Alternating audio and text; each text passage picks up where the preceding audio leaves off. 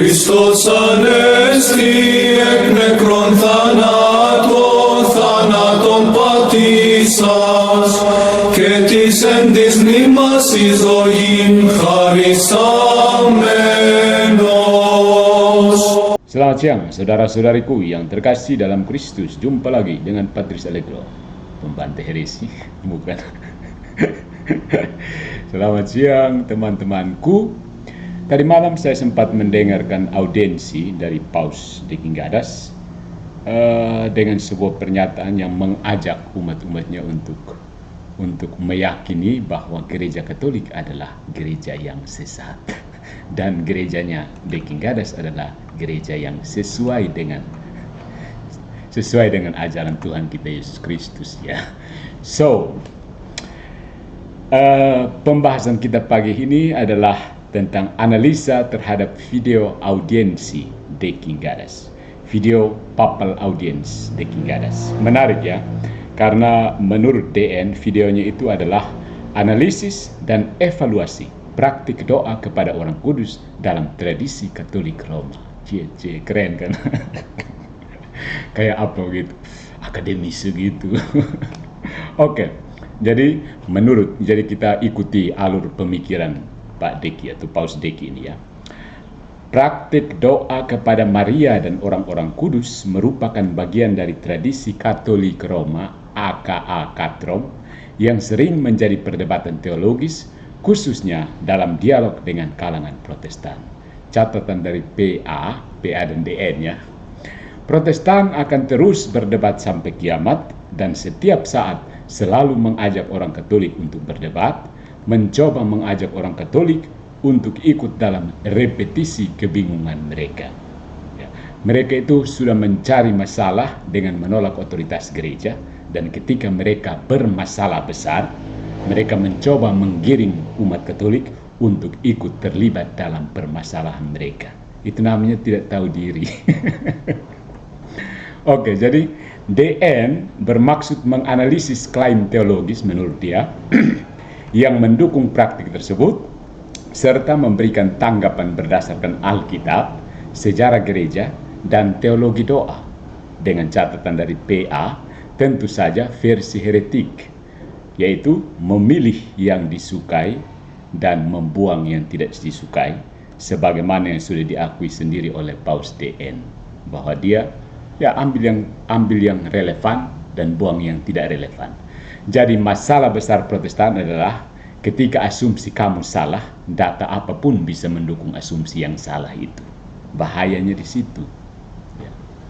Ketika kamu sudah salah berasumsi, apapun data bisa digunakan untuk mendukung asumsi yang salah. Kamu bisa mencari ayat dari Alkitab untuk mendukung asumsi kamu yang salah. So, kamu tidak akan mencapai kebenaran.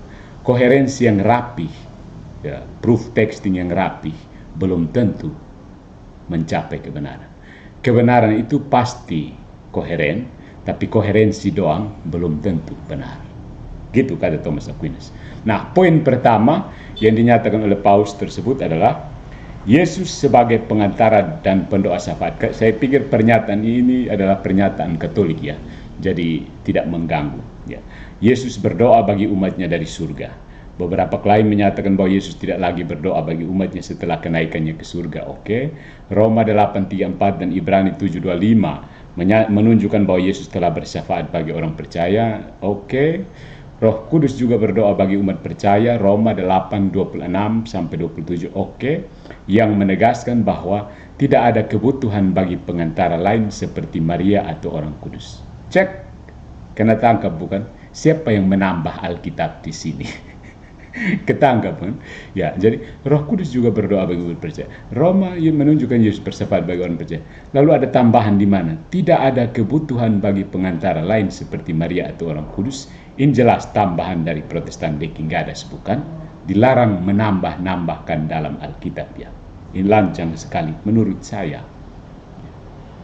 Ayat-ayat yang dikutip itu tidak ada tambahan, tidak ada kebutuhan bagi pengantara lain seperti Maria atau orang kudus.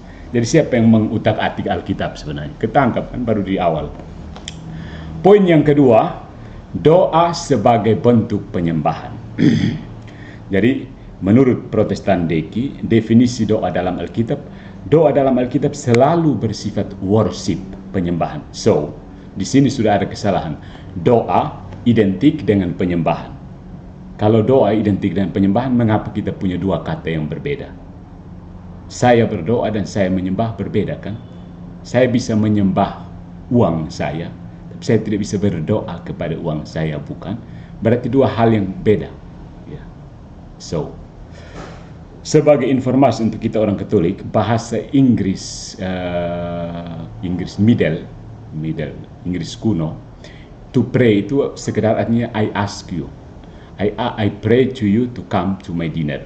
Aku meminta engkau supaya datang kepada makan malam saya. So, to pray arti sebenarnya adalah memohon, meminta, ya, bukan menyembah, beda. Jadi ini sudah keliru, asumsi yang sudah keliru dari Paus Deckenggares. Jadi menurut dia, doa dalam Alkitab selalu bersifat worship dan hanya boleh ditujukan kepada Allah Tritunggal. Ya. Kalau memang doa dalam Alkitab selalu bersifat worship, maka timbul persoalan di sini, timbul masalah besar ketika Yesus berdoa di Taman Zaitun. Apakah Allah Putra menyembah Allah Bapa? Not so theologically sound. Ya. Allah Putra tidak menyembah Allah Bapa, karena Tuhan yang satu saja. Masing-masing putra tidak saling menyembah. Ya. Dalam Tritunggal itu tidak ada saling menyembah satu sama lain. Itu sudah ada 3 Tuhan, kalau itu jatuhnya ke trites. Hati-hati ya, kamu mati-matian mau menyerang gereja Katolik tanpa berpikir panjang, kamu bisa jatuh ke dalam bidat. Jadi Allah Putra berdoa kepada Allah Bapa itu lebih cocok dengan pengertian orang Katolik. Allah Putra berkomunikasi dengan Allah Bapa. Karena bagi orang Katolik berdoa itu berkomunikasi. So, komunikasi antar pribadi lebih tepatnya. Jadi orang-orang yang hidup di dunia, atau lebih tepatnya komunikasi antar pribadi insani, doa kepada orang-orang kudus dan minta bantuan pendeta, imam dan seterusnya, itu antar pribadi insani. Kemudian komunikasi dengan pribadi spiritual, yaitu doa dengan para malaikat, dan komunikasi dengan pribadi ilahi, yaitu doa kepada Allah Tritunggal. So, contoh bahwa Allah Putra berdoa kepada Allah Bapa, itu adalah contoh komunikasi pribadi antar pribadi pertama dengan pribadi kedua. Contoh lainnya adalah ketika doa sebagai komunikasi adalah komunikasi antara orang kaya di jurang maut dengan Abraham yang duduk di surga, Firdaus. Itu kan terjadi doa di situ. Tapi Protestan melihatnya itu sebagai apa? Permohonan. Ya, kalau permohonan itu yang dimaksud dengan orang Katolik, intercession. Ya, bukan penyembahan. Nanti kita akan melihat pengertian gereja Katolik tentang penyembahan yang pasti sudah diketahui dari kitab, dia tidak akan singgung, yaitu latria, hiperdulia, dan dulia. Oke, kita lanjut. Jadi lebih lanjut beliau menjelaskan definisi doa dalam Alkitab itu sebagai dalam Matius bab 6 ayat 9 sampai 13, doa Bapa kami menunjukkan bahwa doa merupakan tindakan eksklusif yang melibatkan Allah sebagai penerima. Ya, tapi ini kan bacaan fragmentaris saja kan. Maksudnya dia pilih ini ayat untuk menegaskan bahwa doa itu hanya kepada Bapa. Ya, doanya sudah jelas, doa kepada Bapa kami, doa kepada Allah Bapa. Jadi tidak mungkin kalau doa kepada Allah Bapa, doa kepada Santo Antonius Padua juga. Tidak. Jadi hanya pilih ayat itu, tidak menjelaskan bahwa tidak boleh berdoa dengan pengantaraan yang lain. Jadi pembacaan yang fragmentaris. Tapi fun fact adalah bahwa ketika Deki membaca doa Bapa kami dalam Injil Matius, itu dia membaca juga dengan tulisan Bapak-Bapak gereja yang masuk ke dalam kitab suci berupa doksologi yang merupakan tradisi gereja Katolik. Jadi saya tidak tahu kalau sampai sini Deki membaca ini dia membuangnya atau dia baca terus. Oke. Terus kemudian dia menyatakan bahwa doa kepada makhluk ciptaan, Maria dan orang kudus, secara implisit merupakan bentuk penyembahan berhala. Nah, kita tidak tahu secara implisit penyembahan berhala itu maksudnya menjadikannya sebagai Tuhan. Jadi prinsip Protestan yang diwakili oleh Deckenggares adalah kamu tidak bisa berdoa kepada manusia. Kalau kita sepakat untuk memakai ungkapan itu, maka orang Katolik tidak mau menggunakan kata doa. Orang Katolik menggunakan istilah intercesi dalam bahasa Latin. So, itu tidak bisa pakai kata doa. Kalau Kalau memang doa hanya bisa ditujukan kepada Tuhan, berarti orang-orang Katolik tidak sedang berdoa kepada Maria dan para kudus. Orang-orang Katolik sedang melakukan intersesi kepada Maria dan para kudus. Setuju? Kalau memang Protestan mati-matian mengatakan bahwa doa hanya mungkin dilakukan kepada Allah, kalau begitu orang Katolik tidak melakukan doa kepada Maria dan orang-orang kudus. Orang Katolik melakukan intersesi. Setuju? Belum, tidak mau juga. Nah, yang ketiga, Pak Deki mencoba menjelaskan struktur Trinitarian dalam teologi doa. Jadi menurut tidak mengganggu ajaran Katolik sih, struktur Trinitarian dalam teologi doa, karena setiap kali perayaan Ekaristi orang Katolik selalu berdoa Trinitarian. Bahkan orang Katolik sering diejek karena doanya terlalu terstruktur sistematis seperti ini. Prinsip Trinitarian dalam doa dalam kekristenan selalu ditujukan kepada Allah Bapa, Ia dalam nama Yesus dan bersama dengan Roh Kudus. Setuju? Itu ajaran Katolik ya, yang dipinjam oleh Deki. Tidak ada ajaran atau perintah dalam Alkitab yang menunjukkan bahwa doa boleh diarahkan kepada orang kudus sebagai perantara tambahan. Ya, saya kembali ke pengertian tadi. Doa itu apa sih? Doa. Kalau kamu berkomunikasi kepada Allah Tritunggal, ya kepada Allah Bapa, bersama Yesus Kristus, dalam nama Yesus Kristus, bersama Roh Kudus. Tapi kalau kamu tunjukkan kepada orang lain, minta kau mau cuci kau pakaian, ya tidak mengganggu doa kepada Allah Tritunggal. Karena doa bukan penyembahan. Sekali lagi, doa bukan penyembahan. Kalau doa dan penyembahan itu sama, saya pikir sampai sini Pak Deki tidak mencoba menelisik kata proskuneo dalam perjanjian lama. Dia tidak menyinggung proskuneo ya. Tidak tahu, saya tidak nonton dengan jelas apakah dia sempat menyinggung proskuneo. Proskuneo itu artinya penyembahan, dan Daud menyembah siapapun yang ditemuinya. Begitu, cari sendiri. Jadi, tapi di sini bermasalah adalah bahwa doa boleh, tidak ada ajaran atau perintah dalam Alkitab yang menunjukkan bahwa doa boleh diarahkan kepada orang kudus sebagai perantaran tambahan. Oke, kasus yang paling jelas diajarkan oleh Tuhan kita Yesus Kristus sendiri adalah ketika orang kaya dengan Abraham. Orang kaya itu berdoa kepada Abraham, memohon sesuatu. Dan itu Yesus sendiri yang ajar. Dan persis di lingkungan konteks cerita tidak ada Tuhan di situ. Bagaimana mungkin Yesus mengajarkan sesuatu yang sesat seperti ini? Orang yang dilakukan orang Katolik seperti orang kaya itu, memohon kepada orang yang mati, Abraham itu. Nah, Yesus sendiri yang menceritakan peristiwa itu. Kalau memang itu sesat, kenapa Yesus tidak datang? Jangan buat seperti ini ya, ini sesat. Kamu hanya bisa berdoa kepada Tuhan saja. Padahal Yesus sendiri yang ajar, dan di situ tidak ada Tuhan. Ya, berarti baca lagi ya kasus orang kaya dan Abraham. Ingat di situ ada orang berdoa dan tidak ada Tuhan di dalam settingnya itu, tidak ada. Ya, jadi orang kayanya berdoa kepada Abraham, bukan? Abraham adalah orang kudus itu. Ya, dia berintersesi kepada Abraham. Oke. Kemudian Pak Deki mengatakan bahwa praktik doa kepada Maria dan orang kudus merusak struktur doa Trinitarian dalam kekristenan. Ya, ini sudah prinsip Protestan yang muncul. Muncullah pola pikir Protestan atau. Begitu. Karena apa? Ini sebenarnya kesempatan bagi Deki untuk memasukkan ajaran heretiknya. Ya. Protestan yang lugu akan percaya saja. Kenapa Deki bisa berpendapat seperti ini? Karena asumsi filsafat nominalistik yang menolak partisipasi metafisik. Jadi Yesus menjadi pengantara dan tidak ada yang dekat-dekat di dia lagi. Padahal Deki sedang menjadi pengantara untuk pendengar-pendengarnya di YouTube, bukan? Pengantara dalam pengertian analogis. Tapi ini sudah masuk bahasan metafisika. Jadi saya tidak yakin bahwa bahwa para pendeta cukup dibekali dengan metafisika klasik, Plato dan Aristoteles. Jadi kita kadang-kadang maklum bahasa-bahasa seperti analogi, partisipasi, they are blank. Jadi kita paham saja ya, begitulah basis filosofis yang berbeda. Kita berasumsi mendekati Alkitab, mendekati tradisi kekristenan itu dengan asumsi filosofis yang berbeda. Ingat bahwa Protestan itu muncul bukan karena protes indulgensi. Camkan yang orang Katolik. Protestan itu muncul dari penolakan Luther terhadap teologi skolastik yang namanya 97 dalil. Atau nama lainnya adalah disputasi menentang teologi skolastik. Itu sebenarnya inti dari Protestantisme. Ya. Basis filosofis, bukan pemberontakan fisik yang kelihatan begitu. Orang-orang yang materialistik, yang apa sih, yang melihat pemberontak, pemprotesan terhadap indulgensi, bukan. Secara orang-orang akademis melihat basisnya itu ada pada disputasi melawan teologi skolastik. Ya, Luther berusaha mati-matian untuk menentang filsafat, tetapi karena pada dasarnya seseorang tidak bisa sama sekali menolak filsafat, maka yang dilakukan Luther dan kawan-kawan adalah beralih dari filsafat skolastik yang saat itu dianut oleh gereja Katolik. Mereka dan kawanannya, trio kekuen ini, mencoba merangkul filsafat nominalistik.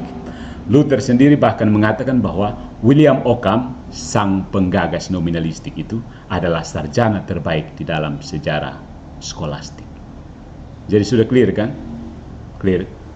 Basis pendekatan kita secara filosofis berbeda. Luther menentang teologi skolastik dan mengalihkan, membasiskan teologinya pada filsafat nominalistik. Di situ biang keladinya, begitu. Biang keladinya ada di situ. Nah, pernyataan yang keempat dari Pak Deki adalah sejarah gereja mula-mula tidak mendukung praktik ini. Nanti kita bahas. Ya, oke. Ketiadaan bukti historis dalam gereja awal. Tidak ada doa kepada Maria dan orang kudus menurut dia. Nah, yang pertama, tidak ada bukti dari abad pertama dan kedua bahwa orang Kristen berdoa kepada orang kudus. Lalu yang kedua, dia mengangkat dokumen Subtuum Presidium yang sering dikutip sebagai bukti awal doa kepada Maria berdasarkan penelitian paleografi, kemungkinan besar berasal dari abad ke-6 atau ke-7, bukan abad ke-3. Di sini Deki sebenarnya sudah mulai melakukan heresis, memilih. Karena para ahli sementara belum ada kepastian, tiap ahli dengan pendapatnya sendiri. Ada yang mengatakan memang sebelum konsili Nicea, ada yang mengatakan sekitar tahun 407, ada yang mengatakan sekitar abad ke-6 atau ke-7. Jadi Deki memilih yang sesuai seperti yang pernah dia akui sendiri. Saya memilih yang relevan dengan asumsi saya, bukan? Ya kan? Seperti maka Protestantisme itu memang heresi, heretic to the core. You pilih yang you suka. Jadi di sini Deki menerapkan prinsip heresi, memilih. Tentang dokumen Subtuum Presidium. Nah, Konsili Trente, kemudian beliau menegaskan bahwa Konsili Trente pada tahun 1563 mengklaim bahwa praktik ini berasal dari masa apostolik, namun berdasarkan penyelidikan yang saksama dari Pak Deki Gadas, tidak ada bukti sejarah yang mendukung klaim tersebut. Gampang sebenarnya, saudara-saudariku. The absence of evidence is not the evidence of absence. Ketiadaannya bukti bukan berarti bukti tidak ada. Bukti ketiadaan. Tiadanya bukti bukan bukti dari ketiadaan. Bahaya begitu. Tiadanya bukti bukan bukti dari ketiadaan. Sebenarnya kalau memang praktik itu bermasalah, orang-orang sudah akan dikutuk sejak saat itu. Tapi kenapa tunggu Martin Luther dan John Calvin datang baru mereka marah-marah kepada orang Katolik? Ya. Selama 1500 tahun orang doa kepada para kudus dan para kudus dan Maria, terutama selama di katakomba itu orang mendoakan mereka yang sudah meninggal. Ya, di katakomba itu coretan-coretan banyak. Ya. Kenapa mereka tidak ditegur? Tunggu Martin Luther. Roh Kudusnya ada tidur kah? Sehingga tidak sempat tegur dan ditunggu sampai Martin Luther dan John Calvin datang baru tegur gereja. Jadi kalau memang itu salah pasti sudah ditegur sejak awal. So kalau tidak ada bukti bahwa bukti sejarah yang mendukung klaim orang Katolik, tidak penting karena tidak ada bukti sejarah yang menentang klaim itu. So the absence of evidence is not the evidence of absence. Begitu. Jadi Pak Deki sepertinya mempengaruhi. Kalau tidak ada buktinya, maka berarti itu bukti bahwa tidak ada. Tidak ada buktinya, berarti bukti bahwa tidak ada. Enggak, bukan? Ya. Nah, kenapa Protestan pada abad ke-16 baru Protestan rese dengan praktek venerasi kepada orang kudus? Kenapa Roh Kudus tunggu sampai abad ke-16 dulu baru Roh Kudus rese di situ? Yang Roh Kudus ini, jelas Roh Kudus ini. Kalau pas orang berdoa kepada venerasi kepada orang kudus, nah tunggu sampai lama-lama dong sesat dulu baru. Roh Kudus tidak jelas kalau begitu ya. Kalau praktek ini salah, seharusnya sudah dikutuk. Tapi Roh Kudus masih tidur siang karena Luther, Calvin dan Zwingli belum lahir, jadi tidur dulu. Tunggu sampai kapan Luther lahir begitu. Nah, poin kelima yang dinyatakan oleh Deki adalah praktik doa kepada Maria dan Orang Kudus mengarah pada penyembahan berhala. Ya, bagus ya. Ini semua yang dibeli oleh semua Protestan di luar, yang terpelajar maupun tidak terpelajar.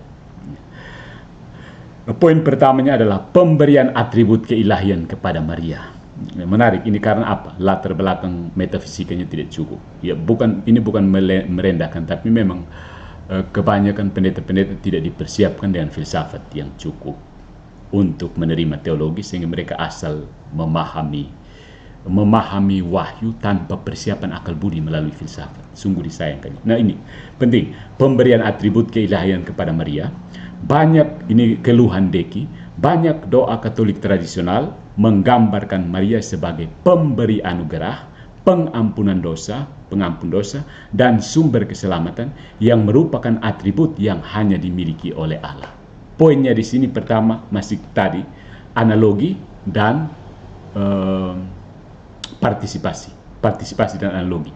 Ini kayaknya mereka blank. Ini bahasa analogis.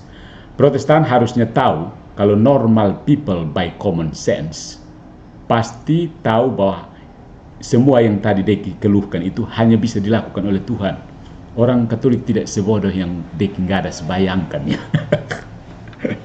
Protestan yang cerdas pasti akan mencari tahu apa maksudnya Bunda Maria itu pembantu abadi. Apa maksudnya begitu? Bukan langsung menjudge. Ya, itu tidak sesuai dengan perintah Tuhan, jangan menghakimi itu. Kamu terlalu cepat menghakimi. Jadi ini adalah bahasa analogis. Kenapa Bunda Maria dikatakan pembantu abadi? Ya, karena dia berpartisipasi dalam kepembantu abadian Tuhan. Ya, partisipasi dan analogi, terutama partisipasi ini sesuatu yang memang tidak ada dalam filsafat nominalisme. Jadi kita harus bagaimana ya? That's it. Mengapa Protestan menolak partisipasi? Salah satu konsekuensi dari filsafat nominalisme adalah gereja tidak penting, komunitas itu tidak penting. Komunitas itu kebetulan kita sama pendapat, kita ngumpul doang. Tidak penting-penting amat. Ya. Karena kita sama pendapat kita tentang Tuhan kita Yesus Kristus, ya kita ngumpul di situ. Kalau saya tidak setuju dengan itu, saya bisa pindah ke komunitas lain. Komunitas tidak penting untuk filsafat nominalisme, karena tidak butuh partisipasi ke dalam itu. Setiap orang individu dalam dirinya sendiri. Bahkan Yesus itu tidak mengambil kemanusiaan kita. Dia menjadi manusia yang sendirian, lalu menjadi kambing hitamnya orang Protestan. Ya. Jadi orang Protestan yang berdosa, Yesus yang datang tanggung mereka pun dosa, mereka duduk pangku kaki. Yesus, kau sudah disalibkan habis, saya mau masuk surga ini. Penal substitution namanya. Ya. Bahasa kasarnya begitu, kamu terlalu refine dengan proof texting segala macam, intinya di situ. Ya. Jadi Yesus, kamu yang berdosa, Yesus datang jadi kamu punya kambing hitam. Ya. Dan memang sikap Protestan selama saya berjibaku dan saya di media itu kambing hitam terus. Persis Yesus saja dijadikan kambing hitam, apalagi orang Katolik. Ya. Ya, orang Protestan itu hanya pangku kaki saja, tunggu supaya Yesus kau masuk di neraka supaya saya masuk surga kan? Begitu. Penal substitution itu bermasalah. Itu kita bahas di lain tempat. Jadi bahasa analogi ya. Jadi Protestan itu menolak teologi skolastik. So kita tidak usah bahas panjang lebar ya. Tidak masuk ke otak mereka. Nah, kemudian Pak Deki memberikan contoh doa dari abad pertengahan yang berasal dari Paus Sixtus keempat. Itu memberikan indulgensi bagi mereka yang berdoa kepada Maria. Itu bagi dia menunjukkan bahwa Maria diperlakukan sebagai mediator keselamatan. Iya, Protestan merasa terancam. Ya, merasa Tuhan mereka terancam karena Tuhan mereka tidak begitu amat ini.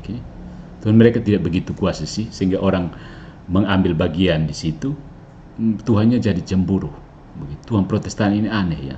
Begitu. Tentu saja ini kembali ke ungkapan tadi, partisipasi metafisik. Memang sekali lagi untuk kita orang Katolik yang mau mengerti teologi kekristenan tradisional, tradisi intelektual kekristenan yang begitu kaya, jangan lupa belajar filosofia perennis, Plato, Aristoteles, Thomas Aquinas. Sebelum mengobok-obok buku bernama Alkitab, yang aslinya adalah buku Katolik. Jadi kalau bangun langsung ambil Alkitab dan baca, itu yang hasilnya seperti ini. Sembarang saja. Gitu. Jadi harus akal budi harus dipersiapkan dengan filosofia perennis atau teologi natural sebelum berjibaku dengan wahyu itu sendiri. Begitu. Karena rahmat inilah yang akan menyempurnakan akal budi. Nah, orang Katolik sudah mengizinkan bukunya dibaca, tapi kok yang baca tidak mau mengedukasi diri ya, dengan minimal paham dulu teologi natural. Ya. Paham dulu teologi natural, baru mulai baca kitab sucinya orang Katolik kan, yang kamu ambil dan kamu buang sebagian yang tidak cocok dengan teologi kalian. Begitu. Kemudian Pak Deki menyampaikan sebuah kasus Psalter of the Virgin Mary, ya, dari Santo Bonaventura Bagnoregno, ya, abad ke-13. Menurut Deki, ini menggantikan nama Tuhan dalam Mazmur dengan nama Maria yang menunjukkan bentuk eksplisit dari penyembahan berhala. Salah, itu maksudnya Deki mengatakan bahwa seolah-olah Mazmur itu hanya Tuhan saja yang bisa dimazmuri. Itu kembali ke tadi, doa itu hanya bisa kepada ini Tuhan saja kan. Jadi Mazmur kepada Maria. Jadi orang bisa susun puisi yang indah kepada kekasihnya yang begitu cantik. Ini pasti dia nggak ada panas mati kalau orang susun puisi. Tidak, puisi itu hanya diberikan kepada siapa saja kalau begitu. Ya. Jadi menurut saya ini Protestan kebanyakan kurang romantis ya. Mereka itu kurang romantis, terlalu rigoristis, terlalu ikut hukumnya John Calvin yang rigoristik itu. Otoriter itu, ya, apa istilahnya, predator, bukan predator, apa, oppressor, ya, John Calvin itu oppressor, jadi semua Protestan itu rigoristik seperti, kurang romantis Protestan, ya. Cinta-cinta hati itu mereka blank, mereka itu, wah, jadi saya catat sini, wah, Dekingares kurang romantis, karena apa? Surat cinta dari seseorang dibaca seperti laporan kasus kepolisian. Ya. Jadi kayaknya mereka main kurang jauh ya.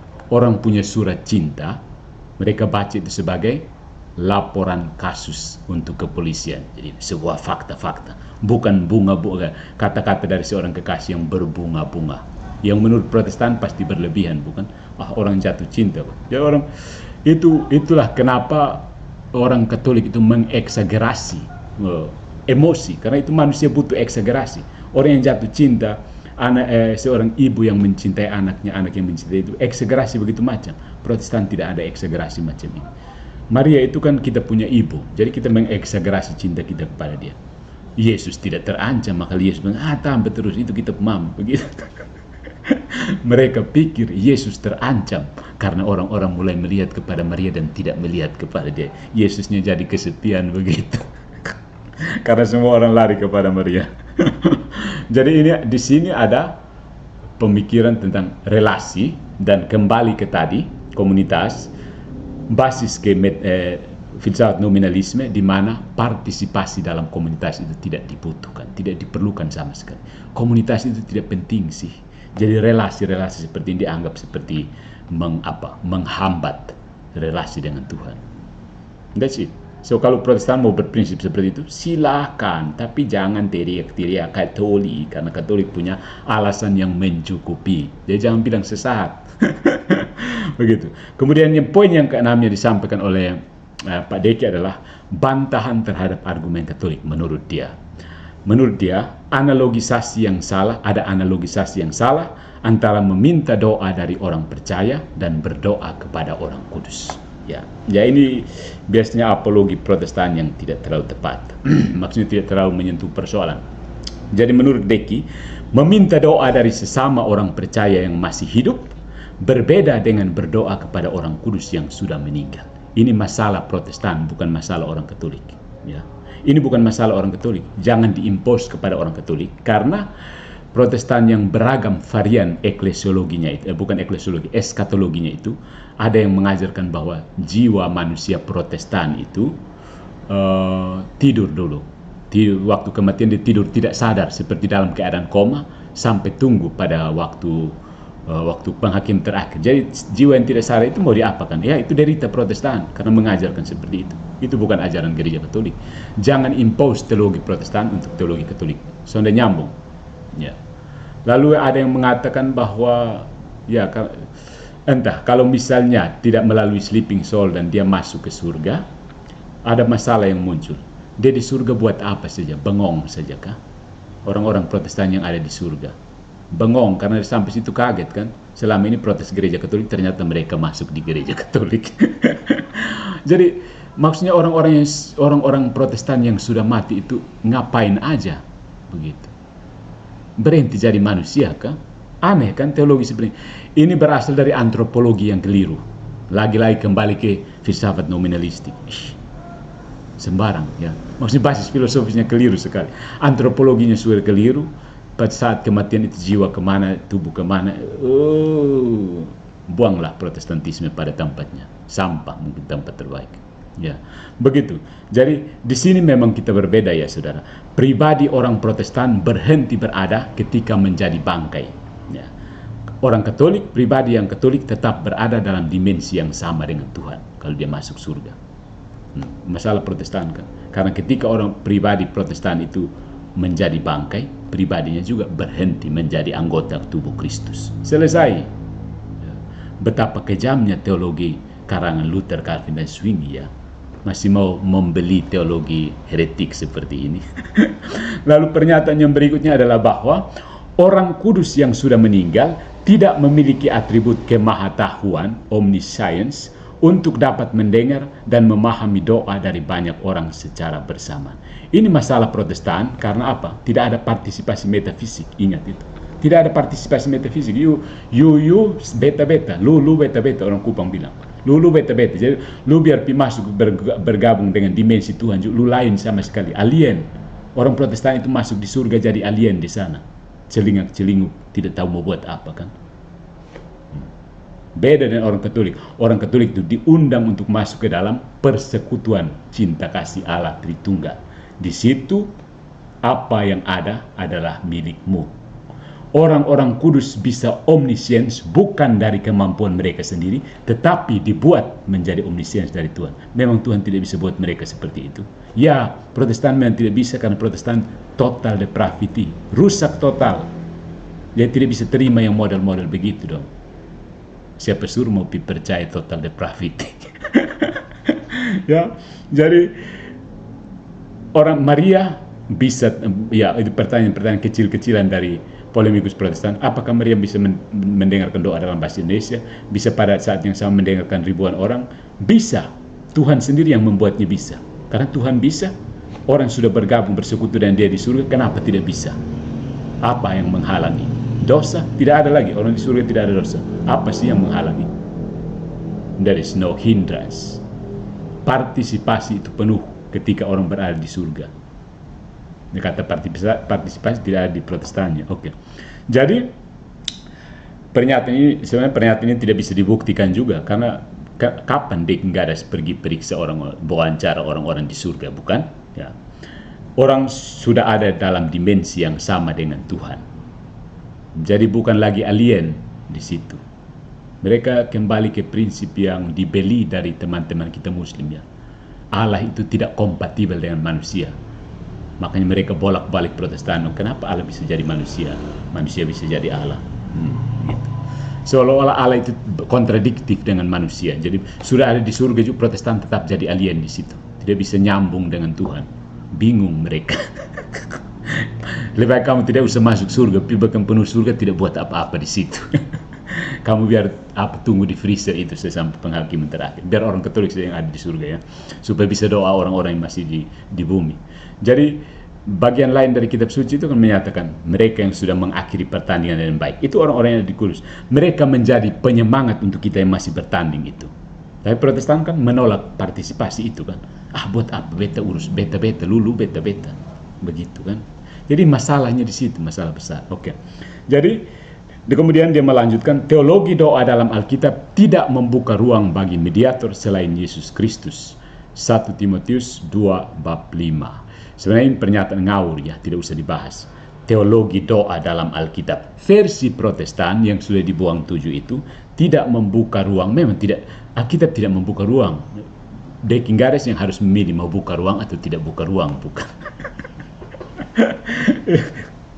Alkitab tidak membuka, tidak, itu Deckenggaras yang tidak membuka ruang, atau lebih tepatnya trio kuek itu tidak mau membuka ruang untuk apa? Untuk kepengantaraan dari orang-orang lain, partisipasi dalam kepengantaraan itu. Nah, yang terakhir, bukan yang terakhir, mungkin poin yang ketujuh, dia menyampaikan argumen dari Athanasius dan Irenaeus. Biasa kan seorang heretik itu kan mencari-cari dari mengais-ngais dari bapak gereja untuk mengukuhkan opininya atau asumsi. Jadi dia ambil di sini ada Athanasius dan Irenaeus. So, let's see. Argumen Athanasius terhadap Arianisme. Saya merasa lucu juga ya, dia kasih pernyataan lalu dia ambil kesimpulan yang entah dari mana datangnya, tapi sudahlah. Athanasius membantah kaum Arian yang percaya bahwa Yesus adalah ciptaan dengan menunjukkan bahwa menyembah Yesus hanya sah jika Yesus adalah Allah sejati. Jadi kontroversi Arian itu kita kenal kan, karena orang-orang Kristen awal sudah menyembah Allah, maka itu hanya mungkin sah, mereka tidak mungkin bersalah, maka itu sah karena Yesus adalah anak Allah. Nah, apa kesimpulan dari Pak Deki?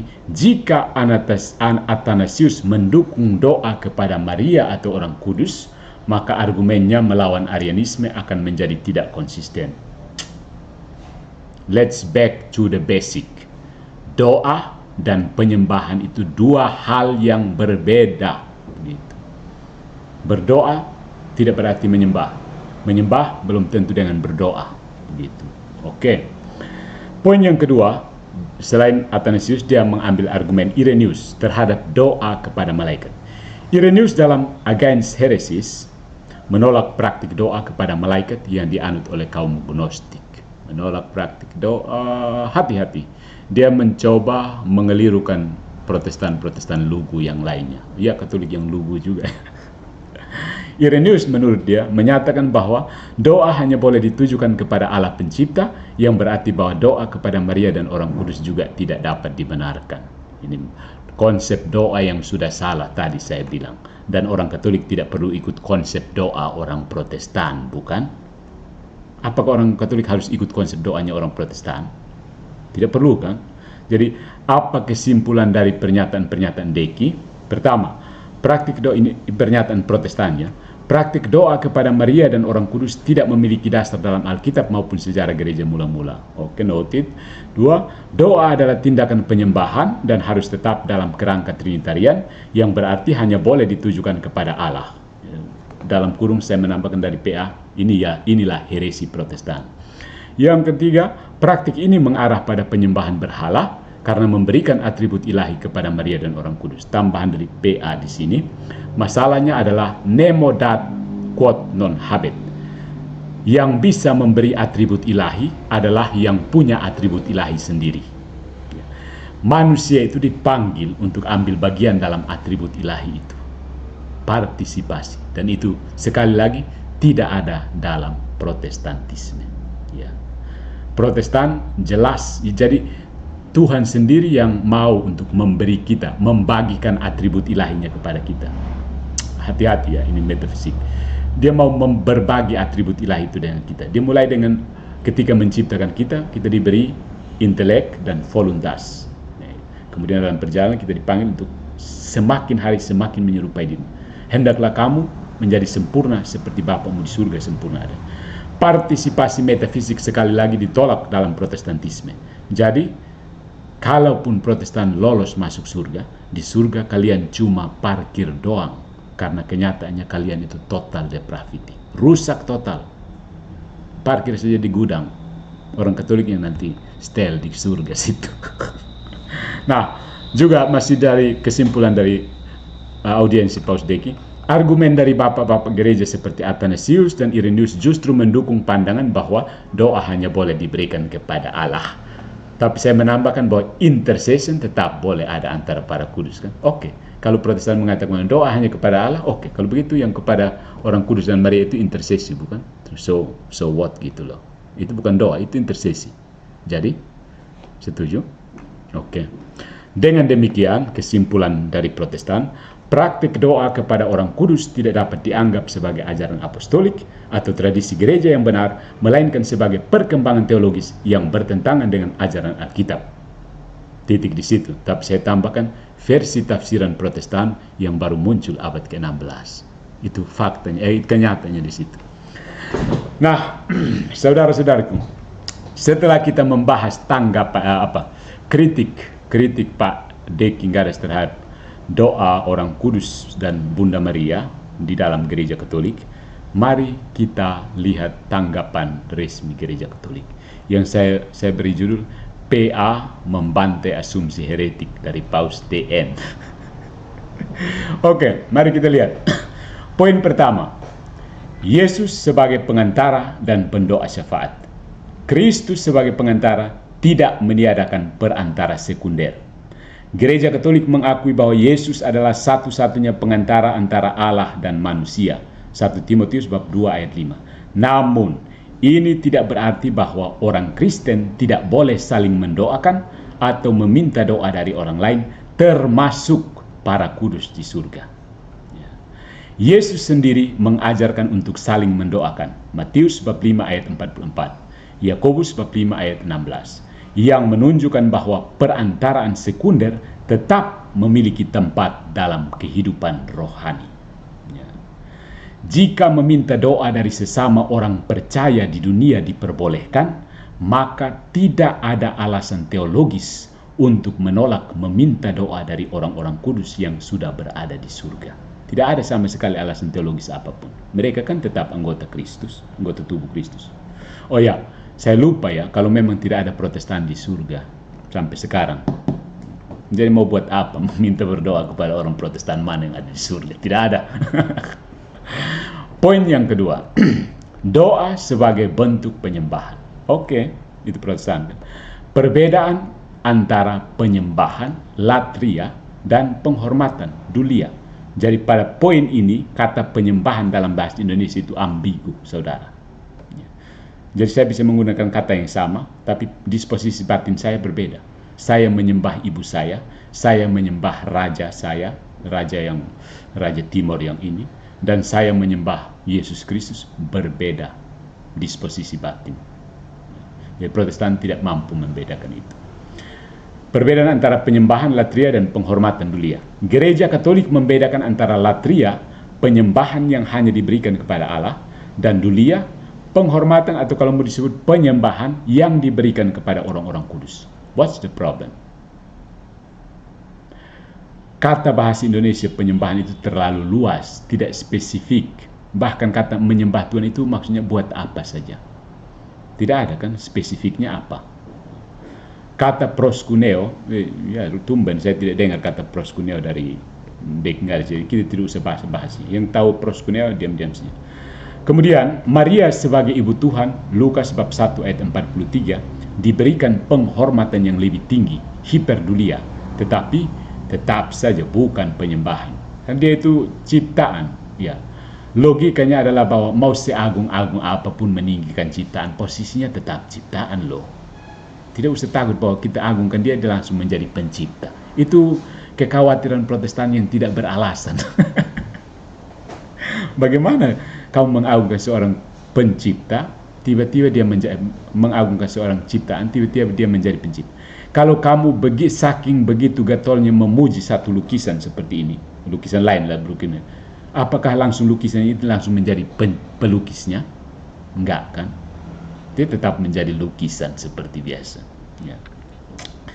Kemudian dalam kitab suci kita melihat penghormatan diberikan kepada figur tertentu tanpa dianggap sebagai penyembahan, seperti penghormatan Salomo kepada ibunya Batseba. 1 Raja-Raja bab 2 ayat 19. Mana ayatnya? Itu ayatnya. Poin berikutnya adalah doa sebagai permohonan, bukan penyembahan. Ingat, orang Katolik menganggap doa itu permohonan. Maka Yesus berdoa di Taman Getsemani itu dia sedang memohon, bukan menyembah. Jelas sekali kan? Yesus di Taman Getsemani itu memohon atau menyembah? Memohon, menyembah, memohon, menyembah. Oke. Ketika dia berteriak Eli Eli lama sabachthani, itu dia memohon atau menyembah? Memohon, menyembah. Dan Protestan pasti bilang menyembah kan? Doa kepada orang kudus bukanlah penyembahan, tetapi permohonan agar mereka mendoakan kita di hadapan Allah, mirip dengan konsep saling mendoakan di antara orang percaya. Lebih tegasnya lagi, doa adalah bentuk komunikasi antar pribadi. Protestan yang mati berhenti jadi pribadi, masuk freezer, dan tunggu penghakiman terakhir. Bukan? Setidaknya menurut Luther. Contoh biblis mengenai perantaran doa oleh makhluk surgawi dapat ditemukan dalam Wahyu bab 5 ayat 8 dan Wahyu bab 8 ayat 3-4, di mana para kudus di surga membawa doa-doa orang percaya ke hadapan Allah. Tereng. Nah, poin yang ketiga, struktur Trinitarian dalam teologi doa. Oke, hampir tidak ini ya, tapi kita lihat. Doa tetap berpusat pada Allah ya, Allah, bukan Allah ya. Doa tetap berpusat pada Allah. Ketika orang Katolik berdoa kepada Maria dan para kudus, mereka tidak menggantikan Allah sebagai penerima utama doa. Protestan yang berpikir seperti itu lalu menghantam pikirannya sendiri. Itu yang namanya Straumann fallacia. Falasi orang-orang jerami gitu. Semua doa yang ditujukan kepada Maria dan orang kudus selalu bermuara kepada Allah. Doa salam Maria misalnya berisi permohonan, Santa Maria Theotokos Bunda Allah, doakanlah kami yang berdosa ini. Gitu. Ini menunjukkan bahwa Maria tidak dijadikan sebagai sumber keselamatan, tetapi sebagai pendoa syafaat di hadapan Tuhan. Ya. Kemudian poin yang keempat, sejarah gereja mula-mula. Kalau masuk sini ya banyak kiblat-kablitnya. Bukti historis doa kepada orang kudus. Praktik doa kepada orang kudus dapat ditemukan dalam tradisi awal kekristenan seperti tertulis dalam inskripsi katakombe Roma yang berasal dari abad ketiga, di mana orang-orang Kristen memohon doa dari para martir. Subtuum Presidium yang dianggap oleh Deki itu sebagai baru muncul kemudian adalah doa kepada Maria yang berasal dari abad ketiga sebelum konsili Nicea. Ya, beberapa ahli berpendapat bahwa itu muncul abad kelima ke-6. Tapi ahli kan bukan sejarah gereja, bukan otoritas gereja kan. Terus ahli kan bisa salah kan. Terus kenapa menggantungkan diri pada mereka? Kita nampaknya kembali ke Protestannya, kita cek saja. Begitu. Praktik ini sudah ada sebelum konsili Nicea 325. Beberapa ahli menunjukkan bahwa itu sekitar tahun 407. Tapi saya pribadi I don't care. Ya. Besok baru buat itu doa juga saya terima sih, karena justifikasi berdoa kepada orang kudus dan Maria itu bukan dari Subtuum Presidiumnya.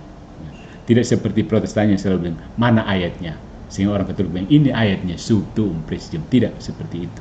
Jadi Subtuum Presidium itu diangkat dari basis sola scripturanya Deki Garas untuk sedikit mengganggu orang Katolik.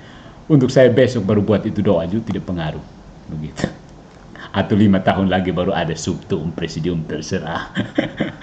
Begitu. Itu saya pribadi.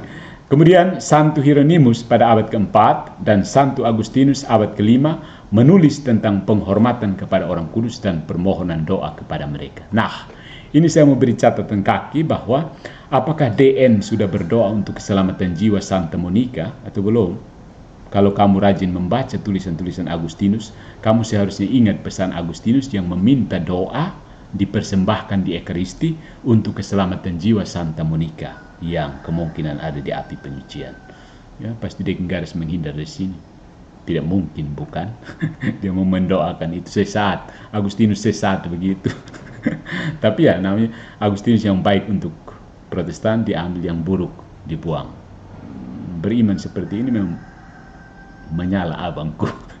Iman-imannya versi menyala abangku. Poin yang kelima adalah praktik doa kepada Maria dan orang kudus mengarah pada penyembahan berhala, tanda tanya kepada Protestan.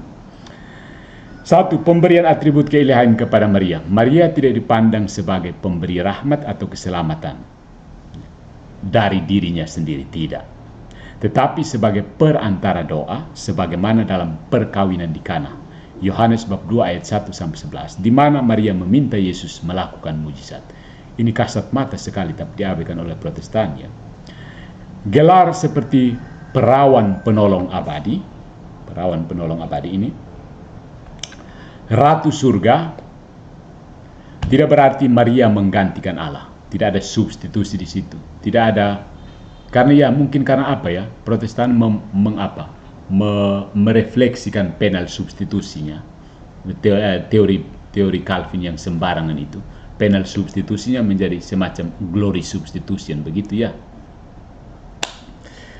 Tidak berarti Maria menggantikan Allah, tetapi menunjukkan peran istimewanya dalam sejarah keselamatan.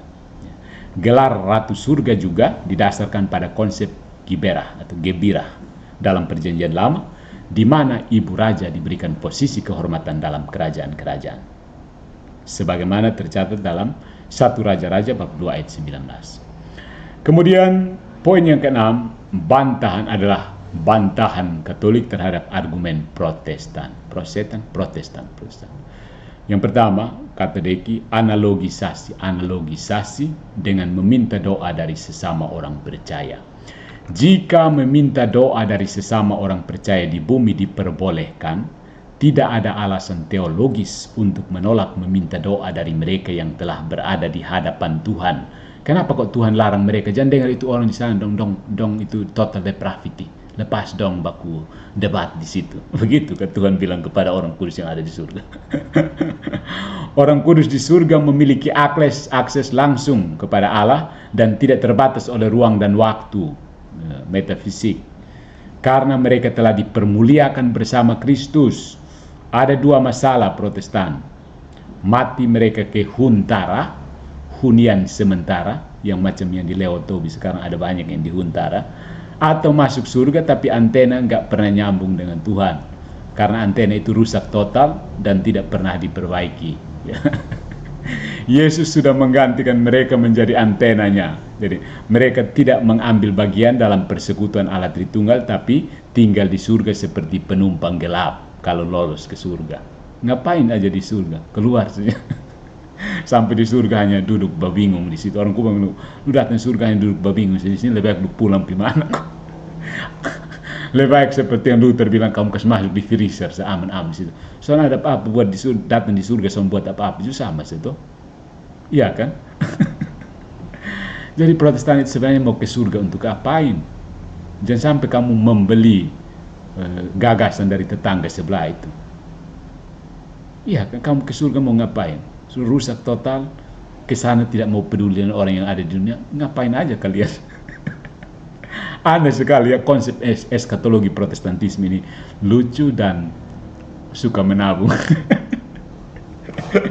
Mereka tidak mengambil bagian dalam persekutuan Allah Tritunggal tapi tinggal di surga seperti penumpang gelap. Oke. Nah, poin yang ketujuh, argumen dari Athanasius dan Irenaeus. Ini juga penting karena ya Deki mencoba menyelaraskannya, mengharmonisasikannya dengan asumsi Protestantismenya. Athanasius tidak membahas doa kepada orang kudus. Argumen Athanasius melawan Arianisme berfokus pada keilahian Kristus dan tidak relevan terhadap diskusi tentang doa kepada orang kudus. Soal relevan, hanya itu dipaksakan. Tidak ada bukti bahwa Athanasius menentang doa kepada orang kudus karena praktik ini berkembang secara alami dalam gereja setelah periode penganiayaan. Poin yang kedua adalah Irenaeus. Irenaeus menolak penyembahan malaikat, bukan doa kepada orang kudus. Ingat, menolak penyembahan malaikat. Kritik Irenaeus terhadap Gnostik berfokus pada praktik pemujaan malaikat, penyembahan kepada malaikat yang berbeda dari penghormatan kepada orang kudus dalam gereja Katolik. Irenaeus sendiri menyebut Maria sebagai Hawa baru, the new Eve, yang menunjukkan perannya yang istimewa dalam sejarah keselamatan. Jadi saya tidak mengajak kita untuk masuk lebih dalam tentang New Eve, apa segala macam penghormatan perbedaan. Cukup sampai di sini. Mari kita simpulkan saja. Jadi maksudnya kita sudah tahu kenapa alasan Protestan selalu gonggong terus ke Katolik, karena that is their reason of being. Itulah alasan keberadaan mereka. Ketika mereka tidak menggonggong ke gereja Katolik, selesai. Itu artinya berhenti menjadi Protestan. Itu artinya mereka hanya bisa mengajarkan ajaran Katolik yang mereka ambil pada abad ke-16. Karena posisinya mereka itu kan orang Katolik kan? Iya kan?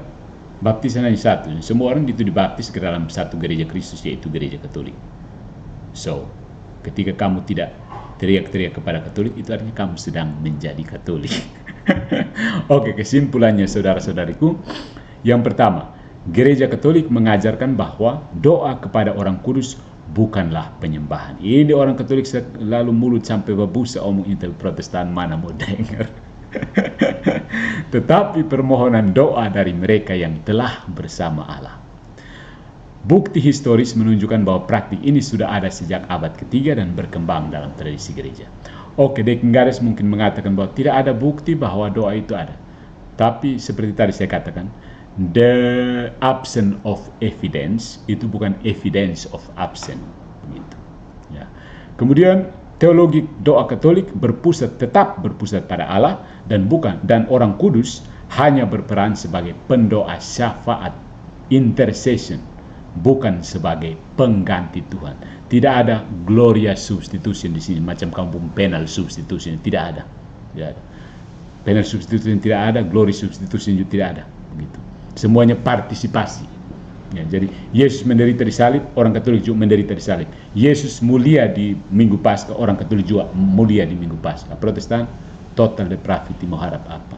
Harap orang Katolik kan doa ke kamu. Oke. Kritik terhadap doa kepada orang kudus seringkali didasarkan pada kesalahpahaman terhadap definisi doa dan penghormatan dalam teologi Katolik. Dan saya tambahkan PA, itu karena basis asumsi filosofi nominalistik yang menolak partisipasi metafisik. That's it. Terima kasih untuk pertemuan kita hari ini. Saya agak capek ya membahas. Dan maksudnya bukan untuk membantai dekinya, tapi kita hanya sekedar mengembalikan pimpong yang dilemparkan ke sini, lalu menjelaskannya untuk orang Katolik supaya jangan tertipu dengan rayuan maut paus-paus yang berkeliaran. Tadi pagi saya masih menanggapi satu paus yang ngotot jadi pausnya Protestan kan. Dia mengatakan gereja Katolik itu menggantungkan diri pada magisterium. Gereja Katolik seharusnya menggantungkan diri pada magisterium Albert Rumampu, bukan. Pernyataan-pernyataan yang penuh dengan kontradiksi. Tapi sudahlah, maksudnya biar seperti itu supaya orang Kristen bisa belajar. Semakin memperdalam sejarah gereja, semakin berhenti menjadi proposal.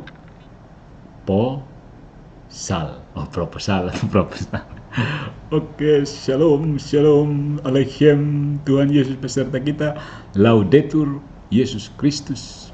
Nie będzie pochwalony Jezus Chrystus i Maria zawsze dziewica.